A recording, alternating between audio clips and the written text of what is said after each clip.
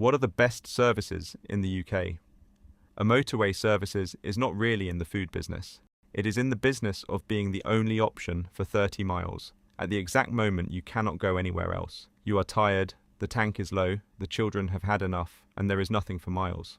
That is not a coincidence. That is the whole design. You did not choose to stop here. You ran out of alternatives. Hold on to that, because everything about the place is built on it. Start with the prices, because they are the thing everyone complains about, and everyone blames the wrong culprit. The reason a coffee here costs what it does has very little to do with the coffee. You are not paying for the drink. You are paying for the building it sits in, the vast car park around it, the rent on a site beside one of the busiest roads in the country, and the simple fact that you have nowhere else to go. A shop on a high street has competitors a few doors down. If it charges too much, you walk to the next one. A motorway services has no next one. The nearest alternative is 20 minutes further down the carriageway, and by then you might have run dry or fallen asleep. So the price on the menu is not really the price of a sandwich. It is the price of being trapped and mildly desperate in a place that knows it. That captivity is the product. Everything else is arranged to make the most of it.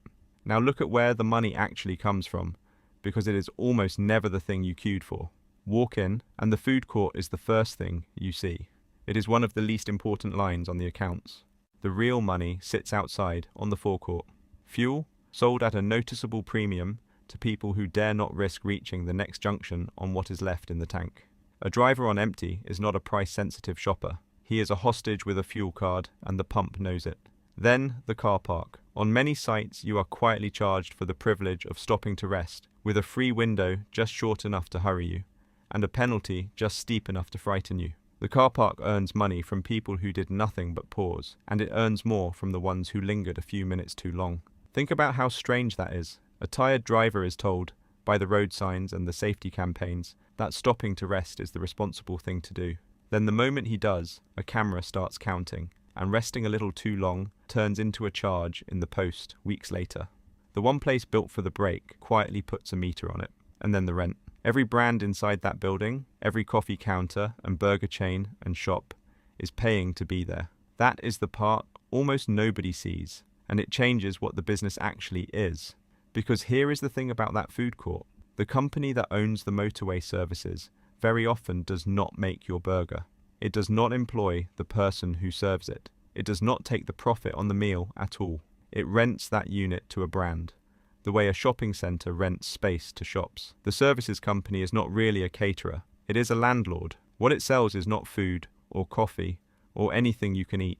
It sells floor space beside a road you had no choice but to use, to brands who want access to a stream of tired, hungry, captive people who cannot leave. And that is a wonderful position to be in if you are the landlord. You do not carry the risk of whether the food is any good. You do not worry about staff or waste or whether the coffee is fresh. You take your rent whether the meal was excellent or awful. The brands compete to be inside your building because your building has something they cannot get anywhere else, a guaranteed flow of people who have to stop. It also quietly explains the prices again, from a new direction. A coffee chain paying premium rent for a captive spot does not simply absorb that rent out of goodwill. It builds it into the cup. So the price you resent is not just the brand being greedy. Part of it is the rent the brand is paying the services company passed straight down the counter and onto your tray. You are, in a small way, helping to pay the landlord every time you buy a sandwich you did not enjoy. So the better question is not how good the food is. It is how many cars come off the motorway and how much each one can be persuaded to leave behind before it rejoins the road. Everything is then designed around that single number. And this is where the strange feeling of the place comes from, because that feeling is not an accident either. You are not meant to relax. You are meant to move, stop, refuel yourself and the car, spend, and go. The seating is comfortable enough to hold you, and never comfortable enough to keep you. The layout walks you past the things you might impulsively buy on your way to the things you actually need.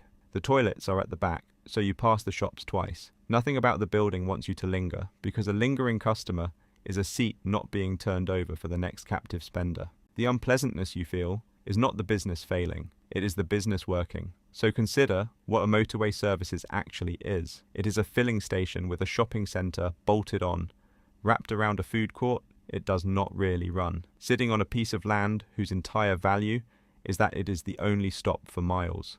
It earns from fuel, from parking, and from rent, and it earns most from the fact that you cannot go anywhere else. So if you ever find yourself wondering what it would take to own one, understand what you are actually buying. You are not buying a restaurant or a cafe or a shop. You are buying a stretch of captivity beside a motorway. The food was never the business. It was only ever the reason you pulled in. What you are really paying for is the forecourt, the car park, and a very long queue of people who would all rather be somewhere else.